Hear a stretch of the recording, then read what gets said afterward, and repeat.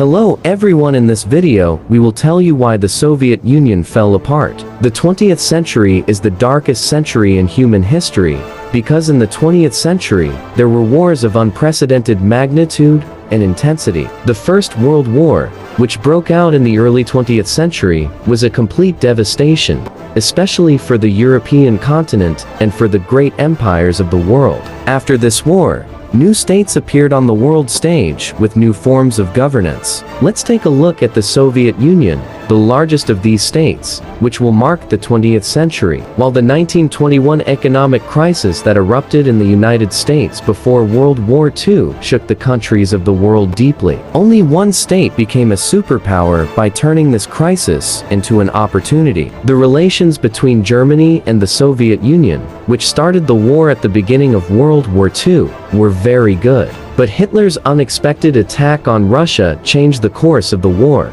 and it was the beginning of the end for Nazi Germany. And the sleeping giant Soviets woke up and took part in the defeat of Germany along with the Allies. However, relations with its Western allies did not continue after the war, but rather became a rivalry. This rivalry started the Cold War, and the world was ruled bipolar for years. During the Cold War, there was serious competition in the fields of economic, scientific, military, and intelligence, which led to a growing arms race. But in the early 90s, the Eastern Bloc began to lose this race economically. Serious problems have arisen in the Soviet Union, the most powerful country in the Eastern Bloc, especially for economic reasons. The biggest causes of these economic problems are the years of arms race and the Soviet Union's invasion of Afghanistan. So why was a giant power like the Soviet Union economically shaken by the invasion of Afghanistan? Because the West supplied a significant amount of weapons to the Afghan insurgents, and that's why the war has been prolonged. The war lasted nearly 10 years,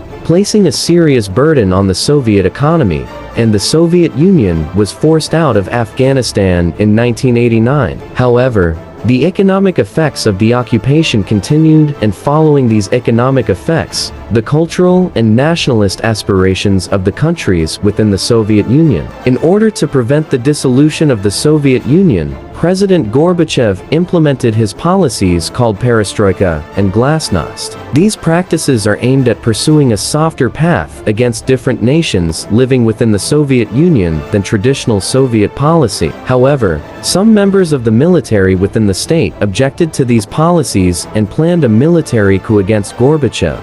However, the popular resistance led by Boris Yeltsin suppressed this coup d'etat at the end of 1990. A referendum was held in the countries of the Soviet Union, and the peoples were asked to vote on their country's allegiance to the Soviet Union. Although the results were overwhelmingly in the direction of loyalty to the Soviet Union, the rulers of the republics of the Union did not accept this referendum. Then there was the coup attempt, and in the process that followed, Russia, the largest and most powerful of the countries that made up the Soviet Union, dropped the Soviet flag and adopted the flag used before the Soviets. After Russia's stance, many Soviet countries repeatedly declared their independence. Thus, one of the most powerful states of the 20th century took its place in the dusty pages of history. However, Russia has continued to influence the vast majority of countries that have left the Union. Some countries that left the Union joined NATO, the Soviets' main rival. However, NATO's gradual expansion, and ultimately its desire to take Georgia and Ukraine, which have historical ties to Russia, has provoked a strong reaction from Russia. As a result, Russia carried out military invasions of the North Ossetia and Abkhazia regions of Georgia in 2008, the Crimea region of Ukraine in 2014, and the whole of Ukraine in 2022. Don't forget to like and subscribe for the rest of the content.